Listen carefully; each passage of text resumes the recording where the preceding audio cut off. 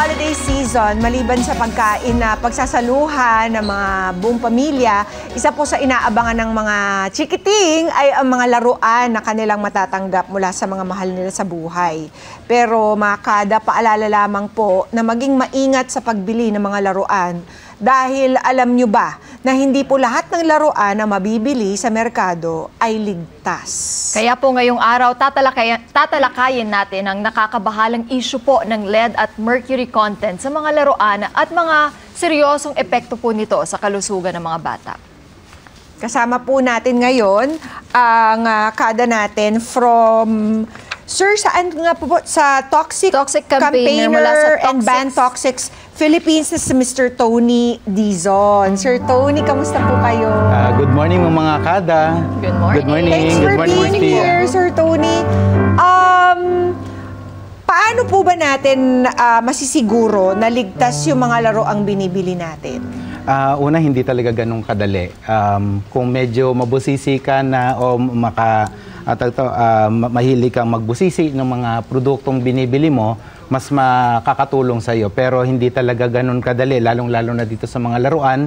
Kadalasan, ang ginagawa ng mga kababayan natin, pag medyo pasok sa budget, mura, sigurado ayos na sa kanila yun, bibili na kagad nila. Pero yun yung medyo peligro na ating ipinapanawagan dahil nga sa nitong mga nakaraan, nagsuri tayo ng ilang mga laruan at nakitaan natin ito ng napakatataas na mga chemical na delikado, lalong-lalo na sa ating mga anak. Ano-ano po ba yung mga chemical na delikado that we should be aware of? Dito sa pag-aaral natin, dalawa dun sa pinakamadalas nating makita ay itong lead at saka yung mercury. Itong lead ay isang neurotoxin, ang mercury ay ganun din. Utak halos yung inaatake nito.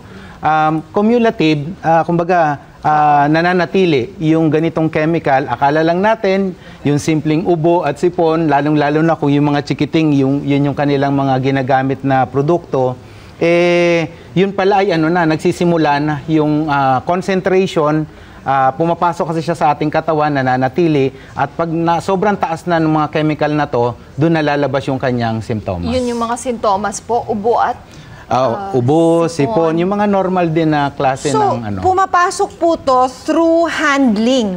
Tama yun. Tatlo ang pamamaraan para ma-expose ang ating mga anak.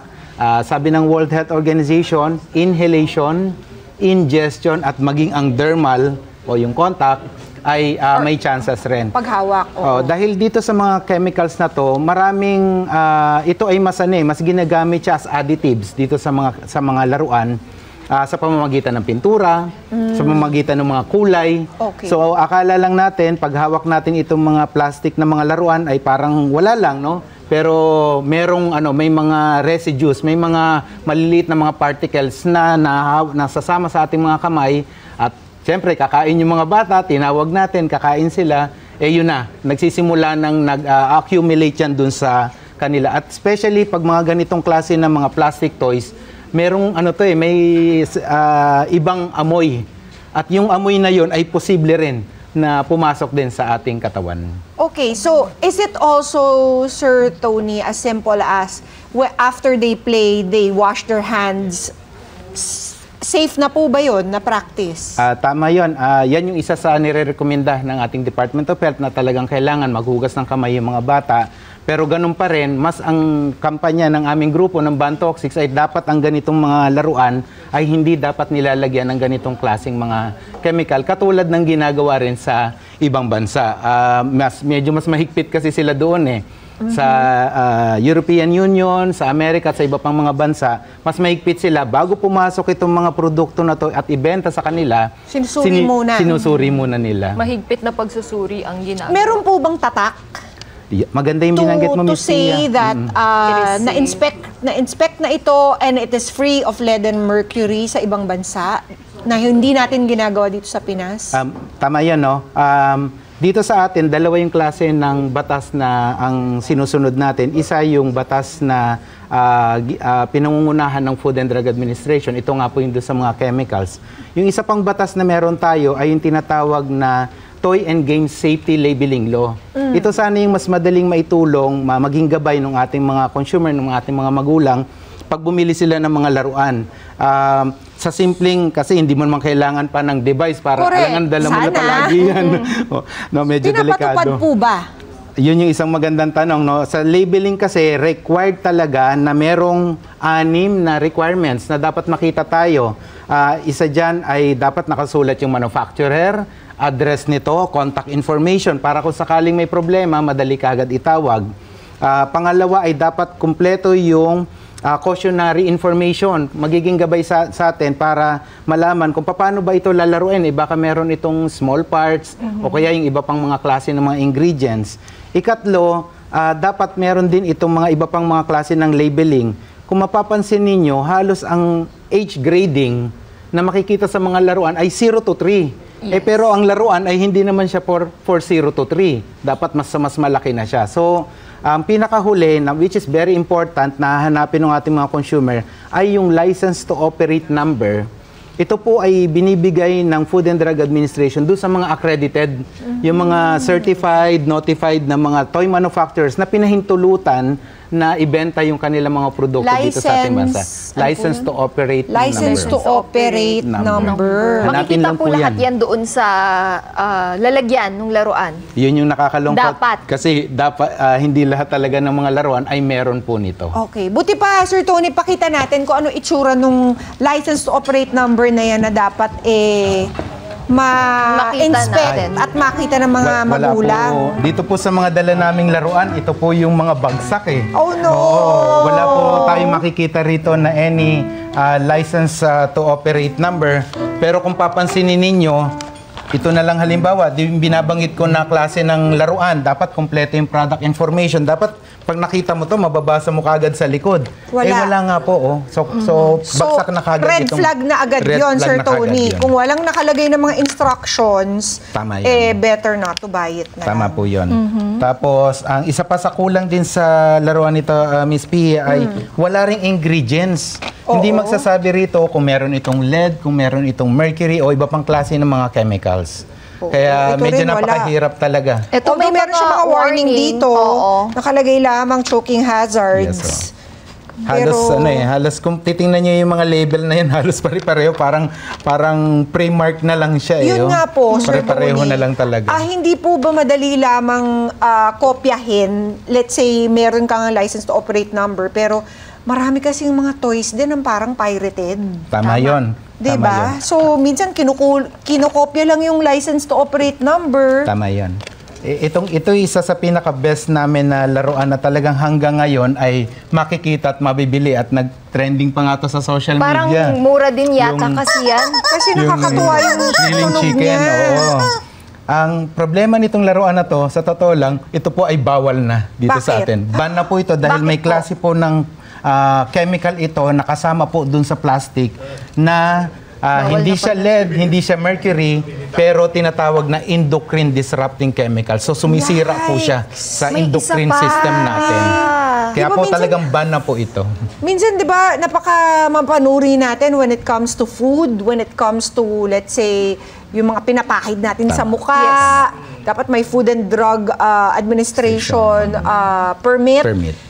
Yung mga anak naman pala natin, binibigyan natin ng lason para po paglaruan. So, paano nyo po nade-determine? Ayan, May kasama po tayong magde-demo kung paano nila nade-determine na merong toxic materials na yung mga laruan. Kasama natin si Miss Jazel Bilolo. Jazel, saan ka nagpunta? Nag-walk out na si Jazel. Ayun. Ayun. Hello. Good morning, Good Jazel. morning, Drazel. Akala ko umuwi ka na. So, Ay, So, paano nyo na-determine? paalala lang muna para dun Yes sa mga po, computer, Sir Tony. sa mga consumer natin, Miss Pia. Ang presence po ng lead at mercury o yung mga chemicals, kadalasan po dun sa mga bright colors. Yeah, kaya medyo pag nakakita po kayo ng laruan na halos talagang napakakulay, medyo magduda po kagad tayo. mag-ingat-ingat na po. tayo. Kasi minsan yung Doon sa makulay, may doon tayo parang nabubudol eh. Yun yung una mong mabibili. Correct. Diba? Napaka-attractive kasi for them. very attractive talaga yung mga kulay na yan. Kahit itong mga parang mga silver or gold na alam naman natin hindi silver or gold? Oo nga, meron pa din siya. Meron pa rin po. At, lalong-lalo na't ito ay halos gawa sa plastic itong mga laruan na ito. Mostly gawa sa plastic po ang may problema. Tama yon, kasi napansin natin na halos lahat ng mga plastic toy products ay hinahaluan itong mga chemicals kasi nga additive siya, binder, nagbabind kaagad siya doon sa mga plastic. Kaya talagang mismo yung mga gawa na to, halimbawa nito, hindi na to pinturado, may kulay na mismo yung plastic na pinoproduce. So yun po yung medyo delikado dahil nga sa kasama na siya. So therefore, hindi siya talaga nandun mismo sa laruan yung mga chemicals na Sige, ito. Jaisel. Paano Ano ba tong dala mong Yes. baril? Sino bang babarilin namin? So, this is called po handheld XRF or X-ray fluorescence analyzer. So, gumagamit po siya ng X-ray fluorescence para ma-detect yung elemental analysis ng ating sample. So, nadedetect niya po yung mga elements from magnesium to uranium, pero since magpo-focus po tayo sa mga hazardous substances, so ayan, tatry niyo pong i-detect kung may lead ba, arsenic, may chromium, Mercury. mercury and other hazardous substances. So, point and shoot lang naman po siya, super daling gawin. Sige, try natin. Ayan, tatry po natin, check po natin kung may lead ba talaga siya, mercury, ganun. Ganyan. Yes po. So, babarilin lang po natin siya. Kahit through the packaging. Hindi siya... Paano kung yung May ma-read beam niya yung naman po packaging, siya. Oo hindi nga. yung toy? Okay lang. At lalabas pa rin naman din po yung reading. Yes. Actually po, meron po siyang calibration na dine-neglect niya po. Yung, Yung plastic. packaging. Yes. Doon sa ano. Okay. So, ayan, nag-ano pa lang siya, mga kada. Nagre-read pa lang. Sa may yellow. Yes po. Ayan. So, Sa may yellow ba siya tumapat? nagre-read pa lang niya. Medyo matagal-tagal din pala yan, no?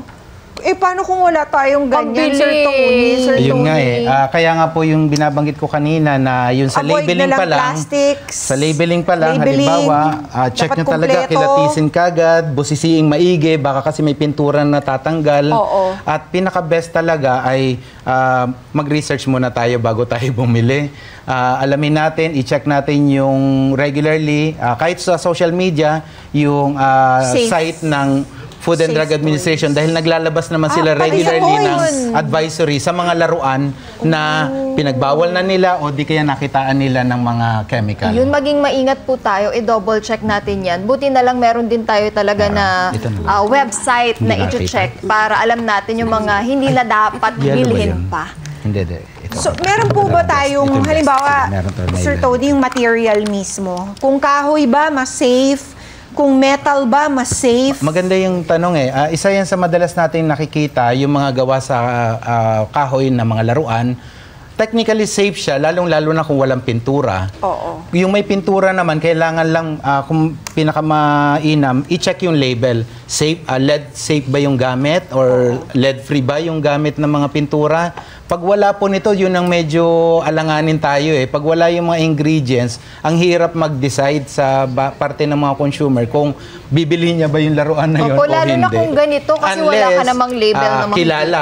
Yun lang po yung medyo advantage dun sa mga branded To be fair, dahil nga pag branded kasi, mas ang assumption kasi natin, sumusunod sila dun sa regulations dito sa atin. At kung meron man silang may problema yung kanilang produkto, mabilis kagad silang nakakapag-recall. Tama. Yun lang yung advantage. Hindi katulad po nito, hindi natin alam sino ba manufacturer, sino importer nito, paano natin mapipigilan yung dagsa ng dami ng mga ganitong klaseng laruan. Wala tayong hahabulin kung sino. nga, Yun ang oo pinakamahirap. nga. Kasi Sa ano dulo, po magsisisi na yung lang. mercury, yung lead, i-explain nyo po habang Sige, Meron na Hinihintay pong po result? natin yung Oo, may result. nakita, may na. Meron ng result. Meron na. Ano Ayan. nakalagay? So, ayan, meron po siyang lead content and mercury content. Ayan. So, failed po siya sa lead. Ayan, nakalagay naman po sa... Ayan, nakikita Anong niyo nakalagay? po. Ayan. Makita natin sa mga kada natin.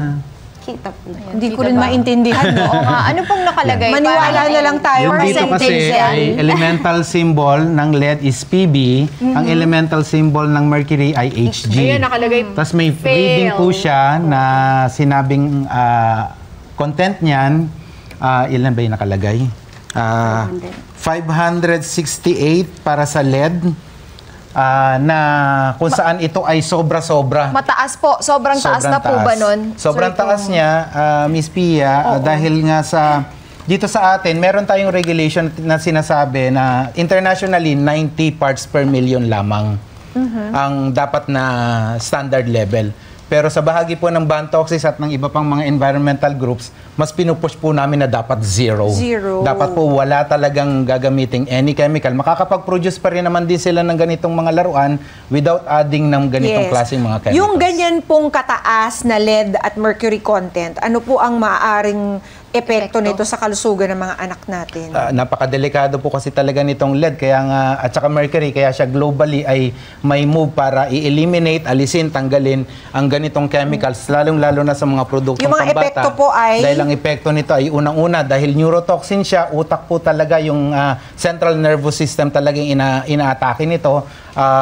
Sabi nga nila, ito yung nagpapahina sa IQ development ng mga bata.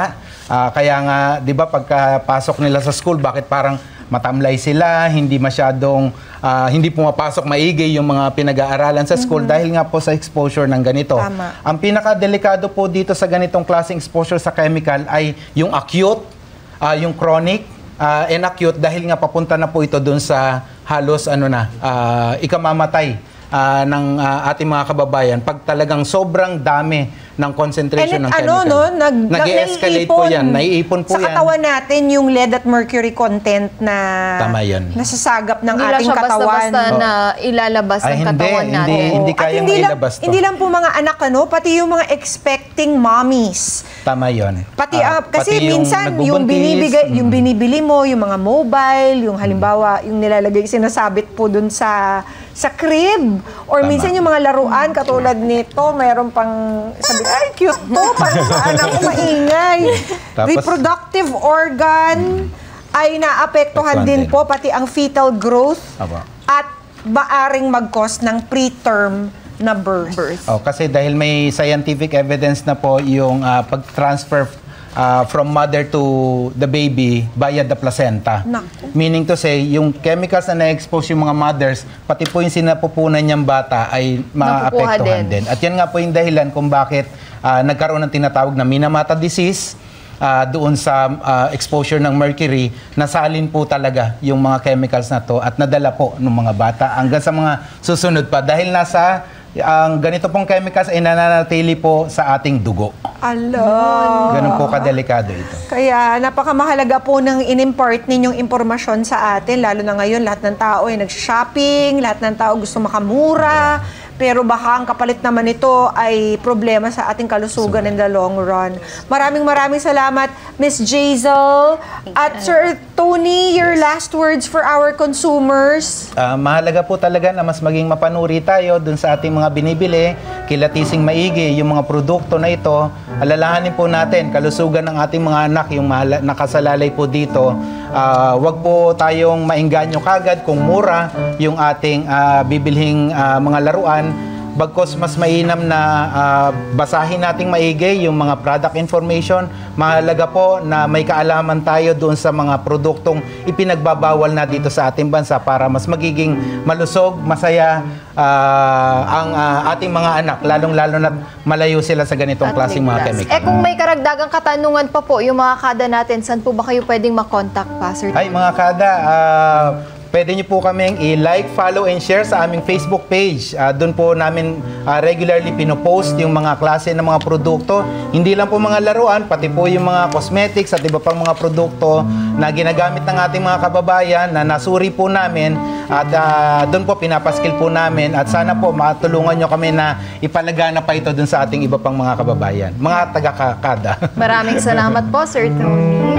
Sir Tony Dizon, maraming salamat po ng Bantoxix Philippines at Miss Jazel Bilolo, maraming salamat po. Bilang mga magulang o tagapangalaga, responsibilidad po natin na maging mapanuri sa ating mga binibili, yung mga bagay na binibigay sa ating mga anak. Siguraduhin po natin na ang mga bagay o laruan na ating ibibigay ay magdudulot ng kasiyahan at hindi karamdaman. Mga kada, stay tuned. Pag-uusapan na po natin ang pag-iwas sa mga scams At lalo na ngayon na, 'di ba, everybody's out to make a good investment. Paano po ba natin malalaman na maganda ang papasukin natin mga investment? Mga Kanet 25, this is Pia Guanyamago. For more Kada Umaga updates, please click the subscribe button and follow us on Net25 social media pages at Net25 TV and at Net25 Entertainment Facebook page.